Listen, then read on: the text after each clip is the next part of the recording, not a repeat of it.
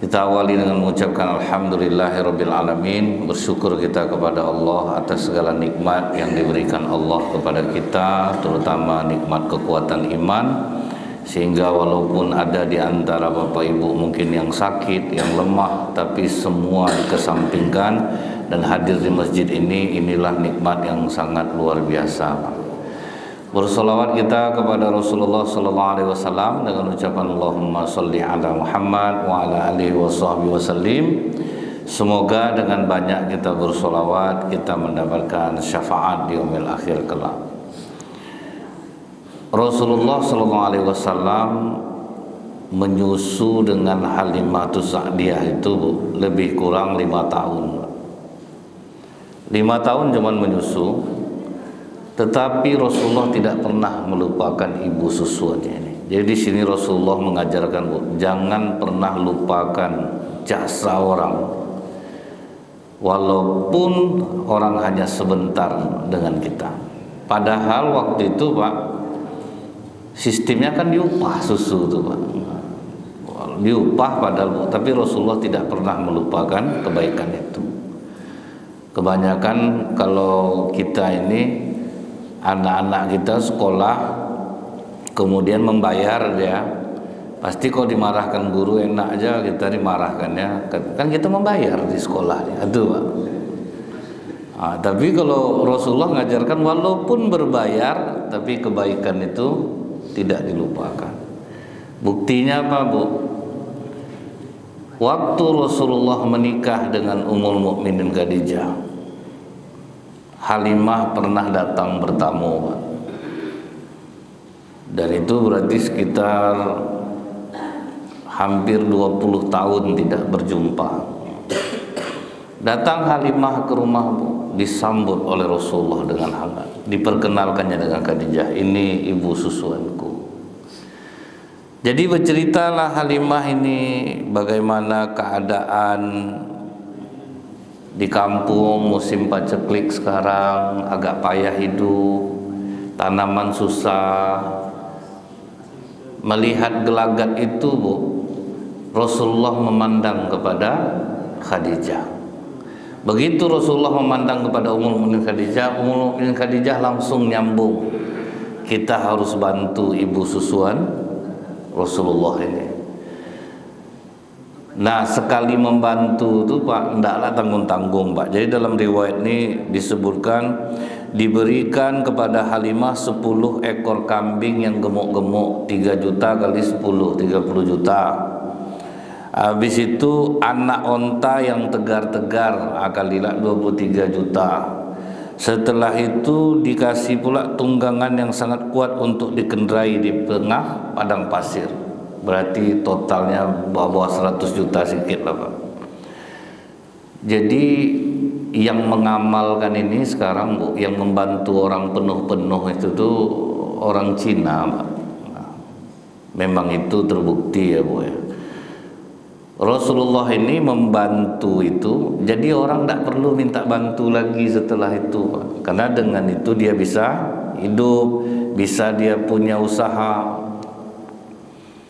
Nah, orang Cina ini yang pernah saya sampaikan lagi Bu ya, kalau menolong keluarga itu Pak, berapa dia butuh, segitu dia dikasih. Nah, jadi tidak ada apa namanya ini Bu ya, tidak ada ibaratnya orang butuhnya segini dikasih di bawah separuh, itu tidak ada Pak.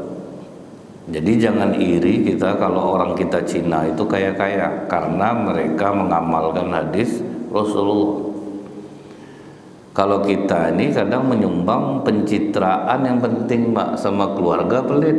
Tapi kalau untuk nyumbang ke masjid ke main borosnya lagi. Yang punya karyawan kadang terpeki-peki karyawannya Bu. Kadang iba hati kami Ustadz, dia mengeluarkan zakat ke orang besar-besar, kami karyawannya minum air putih di rumah tidak boleh. Sampai macam itu Pak. Tapi kalau orang kita Cina Bu, dia lebih kuat ke dalam dulu Pak.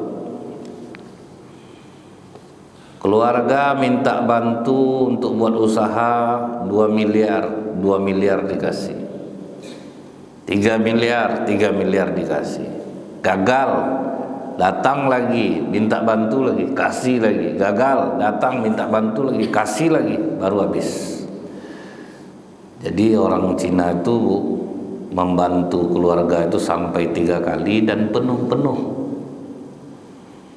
Kalau gagal 3 kali dilepas. Jadi kalau ada bapak ibu kenal ada orang Cina susah hidupnya, itu udah 3 kali dibantu keluarga itu, lalu dilepas. Orang kita ceramah yang dapat, Pak. Kak, aku mau buka laundry, ada duit kakak 40 juta. Duduklah kau dulu. Kau waktu berduit sok gaya kau. Ceramah nih Pak, panjang ceramahnya itu, nggak akan dapat duit tuh Pak. Udah panjang ceramahnya Bu, makanya kita tuh pandai mengelola keuangan. Kalau macam ini terus kau nggak akan maju-maju kau. Kalau sekarang ya aku nggak ada duit, udahlah ceramah panjang didengar orang, duit nggak dikasih Bu. Ini berapa gojek dari kemari? 50, ini 50 sudah dapat. Cerita ke orang bukan main lagi Bu, payah saya adek saya, beberapa kali saya tolong, tidak pernah penuh Bu. Dan ini juga diamalkan oleh bank.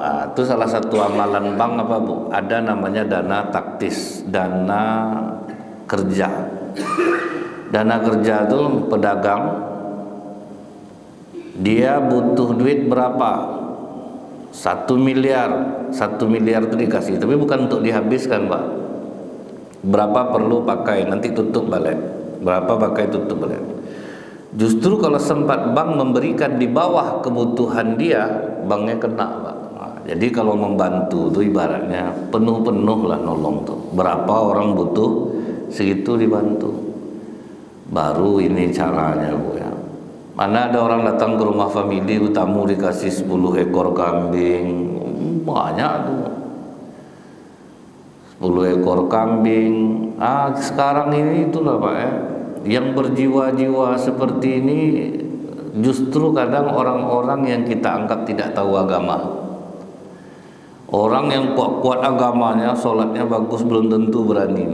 Tapi orang-orang yang dianggap biasa pengetahuan agamanya, rupanya kadang tidak bisa kita anggap remeh amalan-amalan yang mereka lakukan, terutama dalam membantu orang. Ya kita lihatlah Bu ya, di sisi lain cobalah tengok di Indonesia ini banyak orang-orang yang pengetahuan agamanya biasa saja tapi bangun masjid bagus. Ada yang membangun pesantren mewah sekarang ini, artis. Jadi di sisi lain mungkin orang melihat kehidupan mereka itu glamor, tapi di sisi lain kadang mereka melakukan amalan yang tidak sanggup dilakukan oleh amalan orang yang rajin ibadah. Memang mereka itu tinggal diisi imannya aja lagi kan Bu ya, tinggal iman. Tapi kalau pemberinya udah bagus, pemberinya udah bagus. Nah, senang hati Halimah Bu, sekali dibantu tidak ada lagi minta setelah itu Pak. Tidak pernah minta lagi karena betul-betul penuh dibantu. Orang kita nih kenapa akhirnya sering minta bantu tuh Bu? Karena sekali ngasih kita 20, 25, 50 itu tiap hari datangnya dia, 3 hari sekali tiba dia Pak, habis lagi itu.